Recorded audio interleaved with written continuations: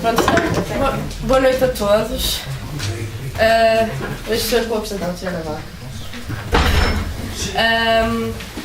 Queria agradecer-vos em nome do Gato Vadio a vossa presença. Ao início parecia que não ia estar tão cheio como na semana passada, mas está bastante composto. Esta é a segunda sessão de um ciclo que se chama Conversas sobre Pensadores Contemporâneos, onde, à semelhança também de outras associações como a Unipop e a Cultra, estamos a tentar pensar alguns pensadores que têm sido importantes, que estão a ser bastante estudados, principalmente neste momento, e que muitos conhecemos de nome, ou quase todos conhecemos de nome, mas nem todos conhecemos a teoria e os conceitos fundamentais desses autores, e achamos que isso seria importante, trazer aqui algumas pessoas que já estejam mais familiarizadas com o estudo desses autores, a explicar-nos de forma mais ou menos simplificada do que é que eles tratam. Hoje temos aqui o Hugo Monteiro, a quem agradeço também bastante a presença, ter-se disponibilizado para estar aqui. O Hugo é professor de Ética e Filosofia na Escola Superior de Educação do Porto. Tem vários artigos na área de pensamento crítico, principalmente sobre Derrida, de quem vai falar hoje, e Jean-Luc Nancy, que vai ser falado na próxima semana pelo Jorge Leandro Rosa. O Hugo lançou, tu tens aqui? O meu livro. O Hugo me deu. O Hugo lançou há cerca de 2 semanas um livro que é a tese de doutoramento dele, que se chama A literatura nos limites da filosofia sobre Lanchot. Pronto, o pensamento de Lanchot. Sobre o pensamento de Lanchot, a literatura nos limites da filosofia, que entretanto também tivemos aqui a falar antes de começar esta sessão, talvez não. Iremos organizar, quando houver oportunidade, uma sessão para falar mais sobre o que ele tratou nesta dissertação. Também, o Hugo também trouxe uma separata, pronto, tenho aqui mais 2, uma separata da Revista Filosófica de Coimbra, que se chama Figurações do Infigurável, entre Jacques Derrida e Jean-Luc Nancy, ou seja, o autor que ele vai falar hoje e o autor que vai ser falado na próxima semana. Hoje ele vai apresentar vai apresentar o desafio que ele chamou. Chamei qualquer coisa como a crítica como paixão, reinvenções da democracia em Jacques Derrida. Jacques Derrida, pronto, eu vou passar a palavra ao... Muito bem, por minha parte também muito boa noite a todos e a todas. Eu queria começar por vos dizer que é uma das ocasiões públicas em que estou, em que estarei, devo confessar, em que estou mais mortificado de medo. Por muitos motivos. Todos eles penso que enunciáveis até no âmbito deste registro, ao fim e ao cabo, desta conversa sobre pensamento político. Antes de mais nada, um autor por quem me sinto absolutamente obrigado. Um autor que, durante o meu percurso enquanto estudante de filosofia em Coimbra, eu tomei um contacto, digamos, mais intenso já no fim do curso, e que me provocou uma espécie de tremor de terra, e que, enfim, achei que era por aí que iria, enfim, e é um pouco uma das minhas obsessões. Por outro lado, um dos motivos também do meu medo declarado tem a ver com o convite da Leonor. Nós estamos obrigados, e particularmente obrigados, quando amigos e amigas que respeitamos e que admiramos nos convidam a falar sobre as coisas que gostamos, e é também um ato de reconhecimento. Por outro lado ainda, porque um gato vadio, porque se há coisa que eu tenho a certeza hoje, é que o próprio Jacques Derrida, que tinha uma paixão imensa por gatos, eu gostaria de ser apresentado numa livraria, café, espaço de encontro, diria lugar sem lugar também, num registro derridiano, chamado Gato, que como todos os gatos dignos do nome gatos, é vadio.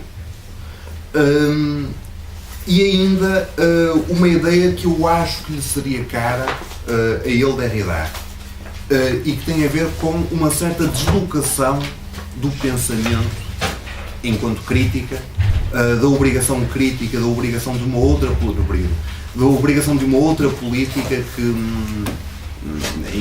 em que ao fim e ao cabo estamos também comprometidos e apostados. Por um motivo, porque, em princípio, tradicionalmente, o lugar de se falar de um pensamento, digamos, instituído, institucionalizado, um pensamento com código legal, com depósito legal, um pensamento publicado, seria nos bancos da escola, na universidade, nos registros de uma certa academia, chamemos assim. Derrida, que teve uma relação de amor-ódio desde sempre com a academia, gostava de utilizar também, de reconstruir, reinventar o pensamento redundante crítico, porque para Derrida, em Derrida não há pensamento que não seja crítico, fora do lugar da academia. Portanto, e ainda mais num sítio chamado Gato Vadio, porque Derrida é um pensador de errância. Derrida é um pensador vadio, ele próprio, um pensador vagabundo. E que definiu uma vez a desconstrução, o seu registro de pensamento, também como uma espécie de locomoção, uma espécie de errância. Sendo assim, quer dizer,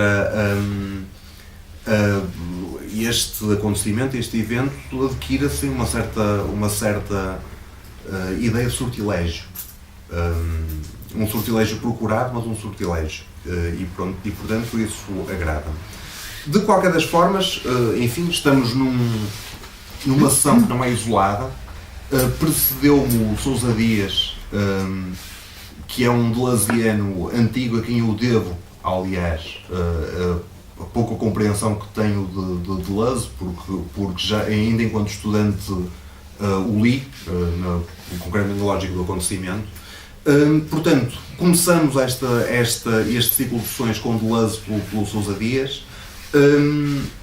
Eu arriscar-me a fazer uma ligação, que é sempre uma ligação precária, entre aquilo que seria um pensamento crítico de Deleuze para aquilo que seria um pensamento em Derrida.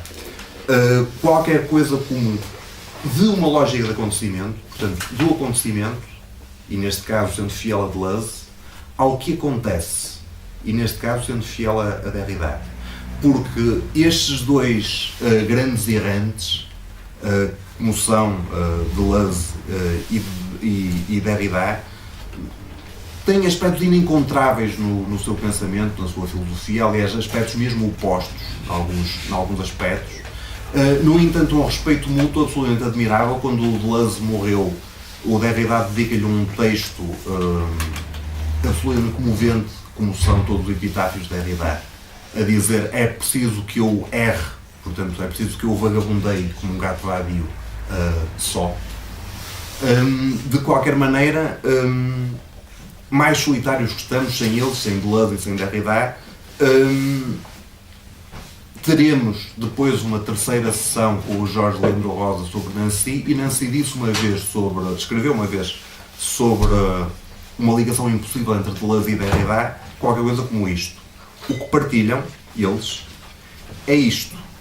É que filosofar é entrar na diferença, sair da identidade e, em consequência, tomar as medidas e assumir os riscos que tal saída exige. Portanto, a saída da identidade, a saída de uma certa segurança filosófica ou conceptual, é um domínio que une, apesar de diferentemente, realmente estes dois pensadores. Eu gostaria também de glosar, se vocês quiserem, a própria ideia de contemporaneidade que aqui está também nos nossos encontros. Porque se estes dois pensamentos, como são o pensamento de Deleuze e o pensamento de Derrida, são pensamentos da não coincidência, a verdade é que de pensamentos de coincidência ninguém sai ileso. Ninguém sai ileso. Portanto, todos estamos em risco face a estes pensamentos da não coincidência. Isso também é verdade que tanto a filosofia, particularmente a filosofia enquanto disciplina, como o pensamento, nunca entrou de ânimo leve, se quiserem, naquilo que é um conceito, como é o conceito de tempo. O conceito de tempo sempre foi uma grande questão para os grandes filósofos da tradição. A questão é que nós próprios não entramos sem consciência pesada, se vocês quiserem, ao assumir esta noção de contemporâneo. Atrever-me-ia em Deleuze e concretamente em Derrida também. Contemporâneo, a própria palavra indica, explicitar-se como uma espécie de coincidência no tempo.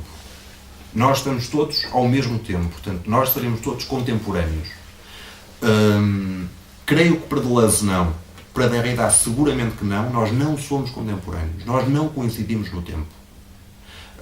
E Derrida era um pensador do intempestivo, também, se vocês quiserem. Para Deleuze, portanto, há uma cisão do presente, que nunca é um aqui e um agora, nunca é um presente vivido, portanto, ou seja, há um registro de descontinuidade no próprio presente. Para Derrida, para Nancy, para uma certa desconstrução, o tempo, usando Shakespeare, está fora dos seus gonzos, time is out of joint, como ele gosta de citar. E, portanto, nós nunca coincidimos no tempo. Não há um presente vivo. Aliás, uma das etapas da desconstrução em Derrida. De qualquer das formas, sem vos querer amassar com este ponto prévio, eu dir-vos-ia também algumas das características que acho são conselhos de amigo, acima de tudo, para quem anseia ou para quem gosta, ou um conhecimento para quem já lê Derrida, e que tem a ver com, por um lado, a sua dificuldade, por outro lado, os muitos equívocos que há em torno deste pensamento e em torno deste pensador. Por um lado, é preciso assumir que Derrida está imerso numa certa ilegibilidade. A forma da sua escrita, que claramente não é simples. Há uma cripta, há um segredo permanente em jogo, há um hermetismo em Derrida, que ele não dispensa. E que não só é uma questão absolutamente simbolizadora, porque estamos a falar de um pensador que convive e teoriza também e pensa também aquilo que é os limites entre o literário e o filosófico, ou seja, não cede a um estilo tradicionalmente filosófico, tradicionalmente enunciativo, não cede ao tema, não cede à tese, ensaia transportar aquilo que tem que transportar na complexidade que lhe cabe. E esta complexidade ele não dispensa. E por outro lado, isto é também, num registro que vai ser mais aquilo que nos ocupa hoje, esta complexidade é uma forma de resistência poética e política. Repare-se, e Derrida deu num livrinho de entrevistas, que é uma espécie quase de testamento, porque foi a última entrevista dele em vida, ele diz que não há escrito que não forme o seu leitor. E a questão é que o estilo jornalístico que nos inundou ultimamente acaba por nos condicionar num registro de simplicidade de mensagem que nos torna a nós leitores imediatos, que nos torna a nós leitores simples. E convém que nós sejamos respeitados enquanto leitores complexos que queremos ser também. E é preciso isto. Isto é preciso. Por outro lado, também ainda pegando nesta questão da não contemporaneidade, portanto, do não contemporâneo, alertar também para outro dos equívocos que, neste caso, não estamos a falar sequer de conversas de café, estamos a falar de manuais de filosofia, estamos a falar de livros publicados de alguns reputados especialistas, inclusivamente, que é o equívoco absolutamente irritante, para mim, mas também para Derrida, porque muitas vezes o enunciou, de encerrar um pensador como Derrida no chamado pós-modernismo. Desculpem, são balelas. O próprio pensamento do tempo em Derrida é incompatível com qualquer enunciado chamado pós-moderno. Portanto, nem digamos em doutrina, nem sequer em sucessão de tempo nós conseguimos falar, ou nós podemos falar, ou teremos a validade de falar em pós-moderno em Derrida. Não há pós-moderno em Derrida. Derrida não é um pós-moderno. Também não é um pós-estruturalista. Portanto, há que ressalvar bem estas coisas. Portanto, assim sendo, cumpre-nos então o desafio de tentar esvoaçar ou de tentar fazer algumas errâncias que eu espero que não sejam erros naquilo que são alguns dos pressupostos daquilo que é o registro de pensamento de Derrida. Derrida